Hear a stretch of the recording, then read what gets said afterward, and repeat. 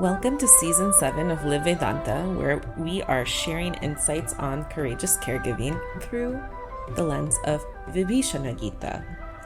In this episode, we will navigate understanding that the outcomes of our actions are beyond our control and how we can practice Santosha, or contentment, through becoming more grateful, faithful, and peaceful.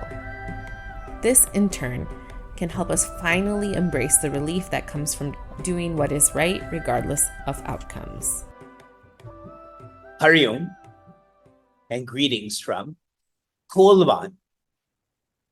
This is a village near the city of Pune, which is in the state of Maharashtra, which is in the country of Bharat. And a joyous Ganesha Jayanti to all. This period was when the divine, in the form of Sri Ganesha, manifests to grace us, as well as a joyous Vasanta Panchami, or Saraswati Puja. The divine manifests in our lives in the form of Shri Saraswati. During this period, we try to practice more gratitude towards our guides. We try to practice more purpose towards the science of oneness. Our family left Toronto for Frankfurt for Bengaluru on Thursday, January 23rd, January 24th, and January 25th. When we arrived in Bengaluru, for some time, all four of us experienced jet lag. It's when a change in time zone starts to affect your sleep hygiene. For me, my jet lag was making me wake up at 2 a.m., 3 a.m., according to Indian Standard Time. Now, we're all staying in one room, and if I get up so early, I may make noises to wake up Sheila, the kids, and that's not good for them, nor for me. If they're sleeping, then I have my alone time. This lag was revealing to the revelation that I felt while lying in the dark in this quietude by myself. My life, and maybe yours, should flow in terms of establishing oneself on a daily basis, starting with sadhana. Sadhana is a practice where one feels who one is. Next in importance is satsanga. To be associated with Sat. Sat is existence, Sat is truth, Sat is nobility. Next in terms of importance is seva. First, I should feel the satsanga, then I should facilitate this as a public service to community, society, and so on. And fourth in terms of importance is sambandha. Our relationships with our aging parents or our siblings, our children, whoever we're caring for. Quite often, my day is not aligned in this importance. Sometimes my day begins with seva, sometimes with sambandha. But during this jet lag, I was able to slow down. And so I was able to step back. And I was able to see more about what's most important for my courage and to facilitate the same for those whom I'm caring for. It is sadhana, satsanga, seva, sambandha. And so parenting culture, or caring culture, or understanding culture This is a space-time energy to reorient ourselves to what is our priority.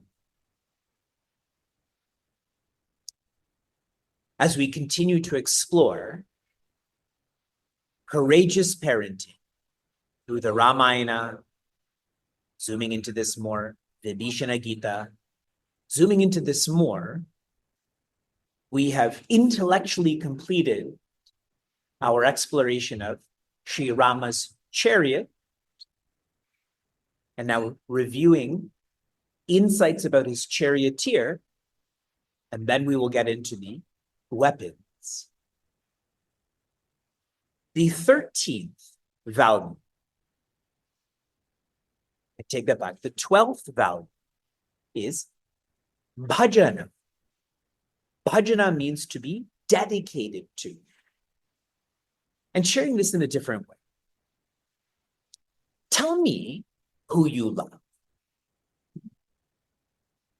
We pause and I interview you. And I ask you to tell me who you love. I feel as someone who's involved in self-development, someone who's trying to get to know themselves, I feel I will be able to analyze or infer who you are. If I love celebrities, that's indicative of the type of personality I have. If I love seekers, that's indicating the type of person I am. Tell me who you love and I'll tell you who you are. And this can be extrapolated even more. I'll tell you who you will be. Whatever you respect,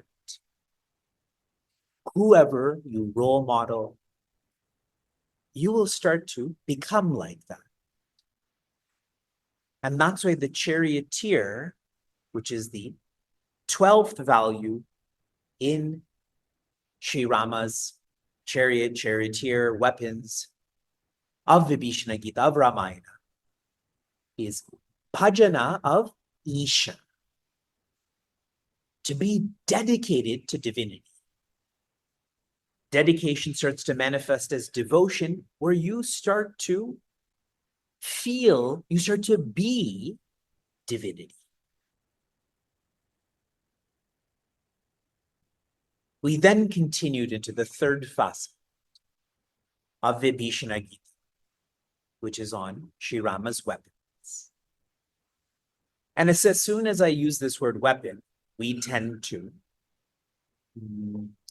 be extrovert and feel this relates to himsa or violence. These weapons can be external, but the way we're exploring this is for them to be internal in the form of values.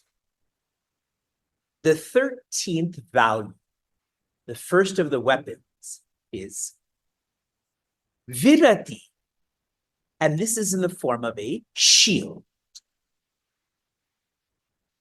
Virati means to be viraga, to not have attachment. Now, for people who are caregivers towards parents, siblings, children, etc., to not have attachment is a struggle. Every one of us has been seduced into attachment and we justify being attached. But the way to shield ourselves from this attachment is to not have vikshepa. Vikshepa means projection. When I reduce how much I project, my parents, my siblings, my kids are the source of my completion, then I reduce the propensity for me to be attached to them. Less vikshepa, less raga. Less projection, less attachment. And the way I shared this in terms of practice last week was to label less. Projections manifest in the form of labels. One more technique on how we can cultivate this shield of independence, is to try to live in the present. live in the present space and time. By doing so, there's no space and time to project, and so there's no space and time to be attached. You will know a sign of you living in the present is you're able to KMF, which means keep moving forward.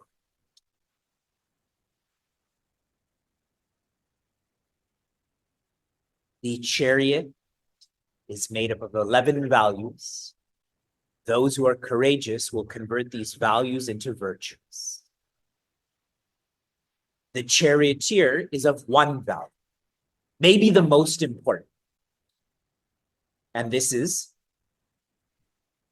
dedication or devotion. Another word for this is surrender. Dedication should lead to devotion, should lead to surrender. And this is to be converted from a value to a virtue. And now we're getting into the weapons. The first is the shield of independence. The second, and the 14th overall, is the sword of contentment. The sword of contentment.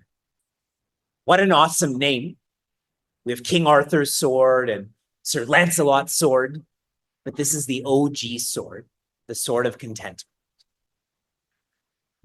In Sanskrit, the word is Santosha. Tosha or tusha means to be nourished. Sam means well or internal. To feel internally nourished. Another word for that is contentment. And I love the alignment between independence being a shield and contentment being a sword, because the best offense is a strong defense. Is that the correct word? The best offense is a strong defense? Or you can spin it around. The best defense is a strong offense. And so what I mean by that, if I've confused you, if I'm practicing contentment, that's like the offense, then naturally I'm going to be more independent. That's the defense. So the best defense is a strong offense. How? How do I practice this santosha or contentment in the form of a sword? By engaging in the right actions with the right attitudes. Right actions, your responsibilities. Now, we do engage in our responsibilities. I know you, you know me. We do this. But with the right attitudes. Sometimes our attitudes are of complaining, blaming, avoiding. Sometimes of regretting or stressing. The right attitudes that this is my responsibility, to which I am going to apply myself. I'm clear this is my responsibility, and so I'm not going to waver. I'm not going to overthink. I'm not going to escape, but I'm going to apply myself, my thoughts, my words, my actions, by following through with our responsibilities and to apply ourselves in our responsibilities. We will experience prasada. Prasada means that which delights, and we tend to externalize this. Prasada is halwa, or prasada is a Kit Kat. But the word prasada means that which delights. That which delights externally is going to go away. It's probably made up of high fructose corn syrup. The real prasada comes from within. When you engage in rightness through actions, words, and thoughts, you just feel more right. This prasada or delight, we will have this feeling towards the result that comes from right actions with right attitudes. Whatever result comes. If it's a positive result, prasada. If it's a negative result, prasada. Even these positive and negative, these are labels. I will still feel at ease. I will feel relieved. I will feel right. Taking this to a very high level, and then I'll come down into how we can practice this more. Yesterday, when I was at the Pranava Ganesha Mandir, and Puja Swami Tejomayananda had completed our puja by sharing, Shri Ganesha, he holds a modaka in his hand. How many of you know what a modaka is? A modaka is a type of sweet or dessert. It's a flour covering, and inside there's a jaggery mixture. And what Puja Swami Tejomayananda was sharing is that this modaka is actually Advaita Vedanta. Veda means science. Anta means the science of inside. When I start to explore what's inside, what will I find? Advaita, or oneness. Life's treat is to touch, to taste Advaita Vedanta. So please feel that Sri Ganesha, that divinity, has offered this modaka to you, and you are consuming this. This is the prasad.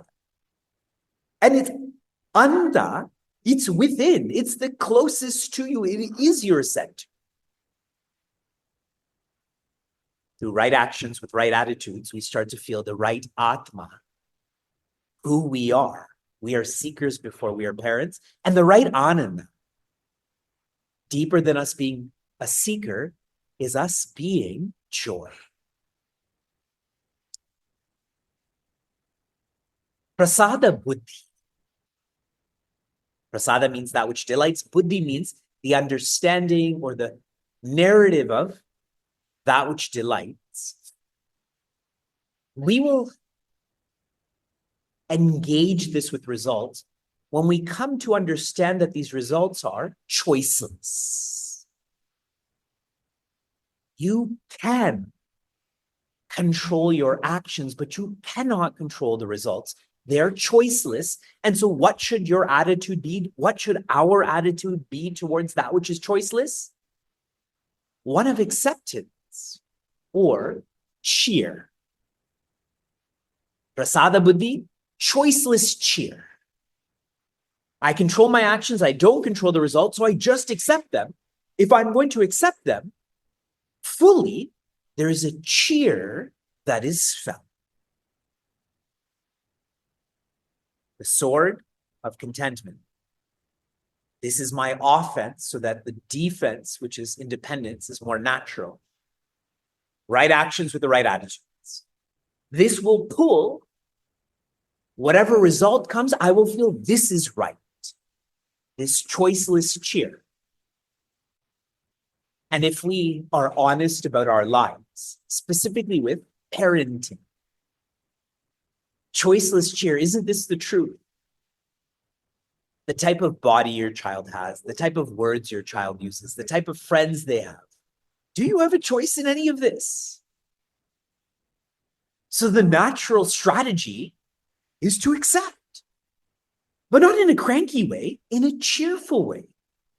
Being cranky only harms you and others. You have a choice to engage in choiceless cheer, and that helps you and helps those around you. Zooming into this marginally more. When you work hard for what you want, and you get it according to your space and time, you get it in the way that you want. What is divinity training you in? What is life? What is parenting training you in? To be grateful. When you work hard and smart for what you want, and this doesn't come in the space and time you want, there's a modification. It comes in a different space, a different time.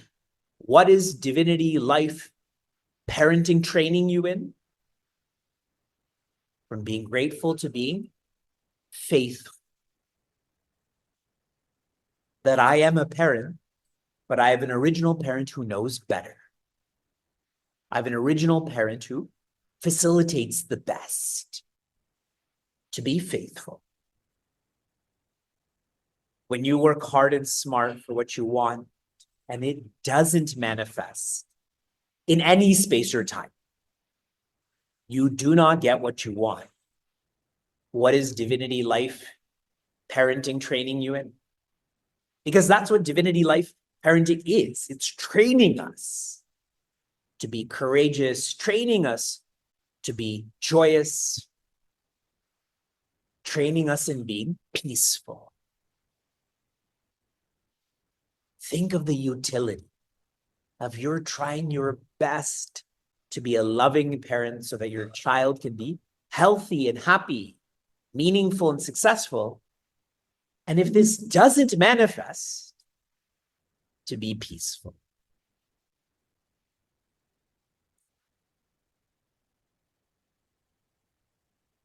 Everything that I've shared now completed our 19th space.